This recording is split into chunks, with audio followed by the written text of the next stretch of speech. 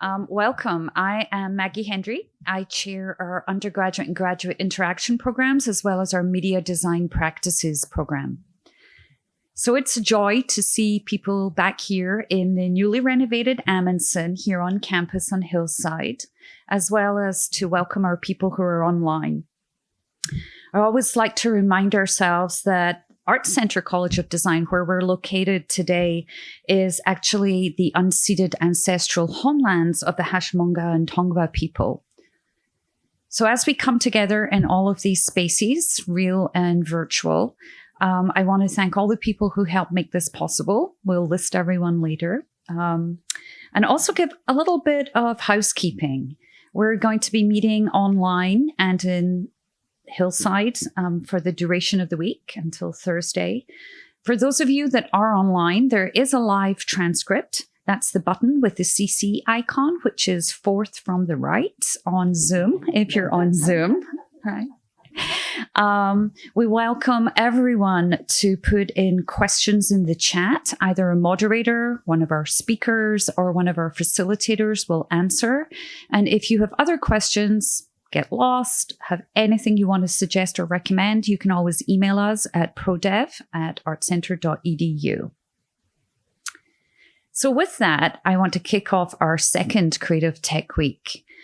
Last year, many of you met Karen Hofmann.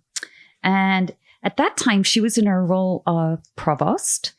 She facilitated multiple panels. She was all round one of our chief supporters as provost and educational lead at making this event possible.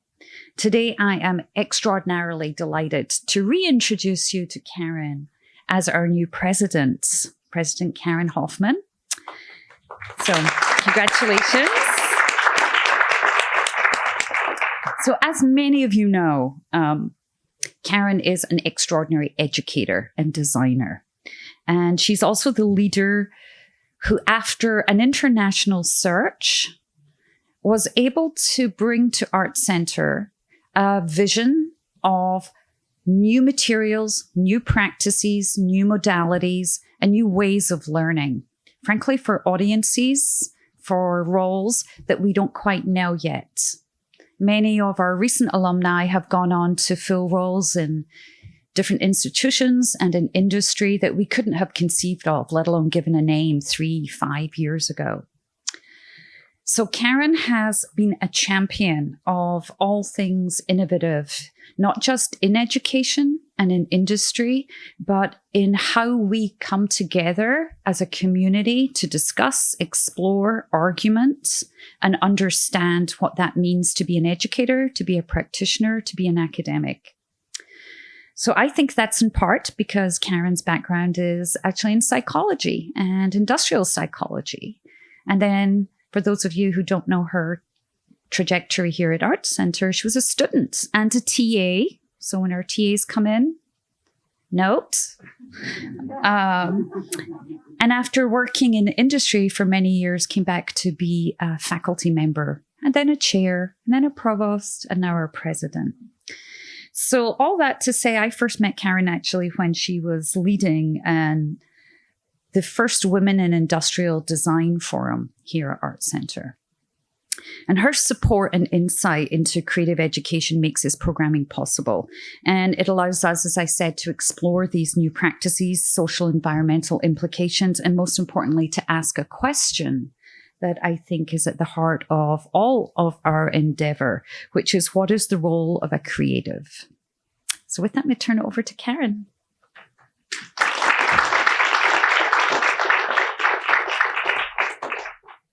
Maggie, what a special introduction. Thank you. My colleague of many years. It is an honor to be here today, to be with you all here in person and online as well. And I am really pleased to be welcoming you all to the second Creative Tech Week at ArtCenter College of Design. And the reason why I think number 2 is so special is because it made number 1 work. Or we've learned from number 1 and now we're on to number 2. And I think we're on a trajectory, we're on a roll. I think these things that we do here at ArtCenter, the magic moments, and as you mentioned, the Women in Industrial Design Forum, these kinds of gatherings of thought leadership are really, to me, what some of the golden aspects of an Art Center education, and actually coming back to teach and be part of this community. So welcome to our audience on a rare rain event in Los Angeles. I'm like, well, we might get a few people at this moment, but thank you for being here. I know we're going to have an amazing, 3 days together. And for those of you that are online, we're really happy that we know how to work this hybrid reality that we're in so that we can expand our audience, but also engage in a lot of conversations and networking, which is, I always find most inspiring outside of our incredible thought leaders who are here. And thank you to our 20 plus artists and designers and thought leaders who are part of this programming this week. I know we're in for some amazing, inspiring moments, but also conversations that may be a bit provocative. I hope that we spark some debate. I hope we as students and faculty and lifelong learners get inspired to think differently about how technology is really fitting into our practices, shaping our practices and our lives. This time last year, when we were all online in our first one, and I think that was really a response to, okay, we're stuck online. What are those innovative things that we can do? And I give major kudos to all of my colleagues who did a lot of innovative things over the last couple of years, this being one of them. Really the conversation was about the legacy of making and how technology fit into that 90 plus years here at ArtCenter, and is something that we continue to lead with over the many decades. And we know that technology has been and will continue inherently to influence our practices, to challenge us, to modify our practices, adapt, but certainly influence how we approach curriculum and pedagogy here at ArtCenter. So what exactly is ArtCenter's role in this creative technology space that we are in? And there's 4 attributes that our team has come up with that I just love. Our role in creative technology is to create space for diverse voices and perspectives, to encourage conversation and dialogue across disciplines, to support responsible experimentation, engagement, and critical thinking, to provide access to the medium itself, facilitating relationships with industry partners, thought leaders, and establishing new contexts for learning. So those 4 things really, I think, are what we are all about, what the team has really used as they're navigating the content for this program. And last year, being a bit of a pilot, really brought together some of the world's leading artists and designers with that deep expertise. And we did learn a lot, like I said, from that, but we were forced to be online. But our conversations last year was really about topics that we're building on this year. The future of making, new modes of storytelling, how technology and human creativity are intertwined. And so while completely online, our pilot was a massive success in terms of inspiring our internal community of students, faculty, staff. Our alumni were engaged with it, and industry leaders and lots of friends of the college. And so having that really diverse audience be part of it was also something we wanted to continue to grow. This year, being in person and also streaming does allow us to expand those conversations. And like last year, this Creative Tech Week highlights the broadening practices of artists and designers in positions of leadership, developing code, computation, electronics, AI and machine learning, extended reality, digital creation, and digital communication.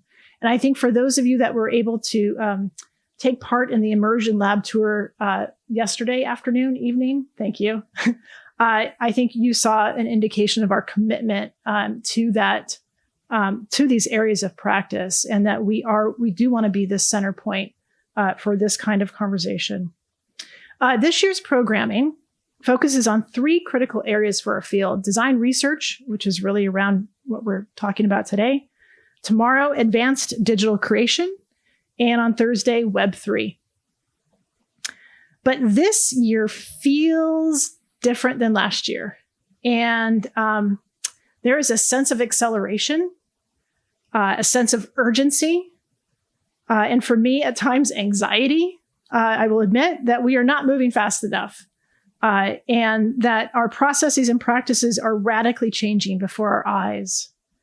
That we, not just ArtCenter, but we as a community of artists and designers and thought leaders have an obligation to lead these technologies as we are disrupting our world. As we hear from our speakers and panelists this week, coming from around the globe, by the way, and I'm just so excited who is here these next couple of days. I encourage us to frame our conversations and with key questions. And so here's some questions, not limited to, because I know a lot of you already may have questions, but I always like to lead with a little bit of like, what do we need to be thinking about as an educational institution? What can we learn about creative tech by looking at ArtCenter's 90+ year evolution? How has the college responded to changing technology and professional opportunities? And how does this evolution inform us about the future of creative tech and art and design education overall? How do we center human outcomes and address environmental and ethical challenges when exploring what might be possible through creative tech practices? How are the tools and technologies that have been developed through creative tech impacting access to art and design education, as well as the broader experience of online and hybrid education? For example, what does community-based design education look like in a virtual space? How do new tools create new affordances for learners with differing backgrounds? How are creative technologists developing tools to promote inclusivity and diversity for those wanting those career paths? So as I begin to hand this off, I do want to acknowledge some folks here in the room. And I know Maggie said we definitely are going to be acknowledging those a little bit later. And I do appreciate the teams that have come together to make this happen. But in particular, I do want to acknowledge 4 people that have been surrounding me in this, because it is a mutual symbiotic relationship. As Maggie said, I'm there to support these kinds of things. I feed off of these things as well. And there is a group of people that have really, I think, really owned this space as far as making sure that creative technology is a very meaningful conversation, that we are gathering all the right people here in this week. So first is really Robbie Knock. I have to give you a lot of credit. Robbie is our Associate Vice President for Entrepreneurship and Professional Practice. Maggie Hendrie, who you just heard from, who our Chair of Media Design Practices, which is our MFA program, also Chair of Interaction Design for undergraduate and Interaction Design for our online MDes. You have a very long title now, Maggie. Gloria Kondrup, long-term teacher, conspirator at times, and also our amazing executive director of the Hofmann-Millikan Center for Typography.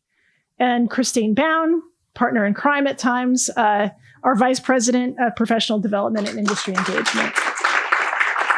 So with that, I really do hope that everyone that's involved in the room here today and online maximize your time spending in this today, this afternoon, tomorrow, and Thursday, because this is truly a remarkable time where we have some incredible, inspiring presentations, panel discussions, et cetera, for us to take advantage of as a community. And with that, it is my pleasure to introduce our interim provost, Dr. Ann Burdick. Ann has been with the college for a very long time. Many of you might know Ann when she was chair of media design practices, has also a design background, and is now really jumping into leadership with me and definitely my partner in our journey together here as we take ArtCenter into the future. So Ann, thank you very much for being part of this mission and part of this inspiring moment. And I look forward to your conversation that you're going to have. So I'll hand it over to you now. Thank you, everybody.